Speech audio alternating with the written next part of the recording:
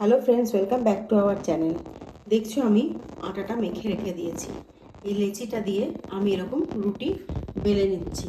এখন শীতকালের সময় সবাই ধনেপাতাটা খুব পছন্দ করে, আমার খুব প্রিয় জিনিস। এরপরে আমি দেখো এই ধনেপাতাটা একটু দিয়ে দিচ্ছি, বেটে রাখা আছে ফ্রিজে, বের করে নিলাম। এরপরে ধনেপাতাটা পুরো এই লেচিটা রুটিটা যে করা আছে না, এটার মধ্যে আমি পুরো মাখিয়ে নিলাম। পুরোটা আমি এভাবে মাখিয়ে নিয়েছি।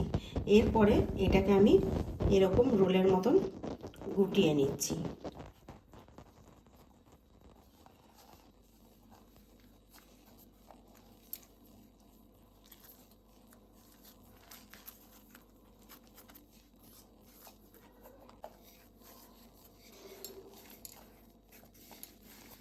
এইভাবে আমি বেলে নেব।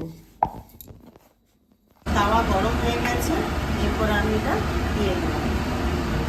দেখতে পাচ্ছ কিভাবে এটা ভাজা ভাজা হয়েছে। যারা রুটি পছন্দ করো রুটি হিসেবেও খেতে পারো, আর যারা পরোটা হিসেবে খাবে তারা এটা পরোটা হিসেবেও খেতে পারো। আমার ছেলে মেয়েরা পরোটা খেতে খুব ভালোবাসে, আমার ছেলে তো খুব প্রিয়। দেখতে পাচ্ছ কিভাবে ভাজা হচ্ছে।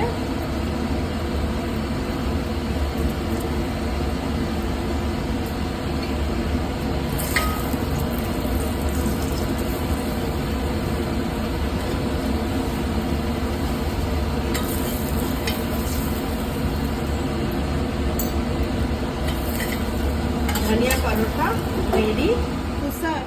দেখতে পাচ্ছ কিভাবে হয়েছে, কত সফট হয়েছে আর পুরো গ্রিন গ্রিন। দেখো কিছু বেরোয়নি। এটা তুমি সসের সাথে বা কোনো সবজির সাথে গরম গরম খেতে পারো, আর ধনেপাতার স্মেলটাও পাবে।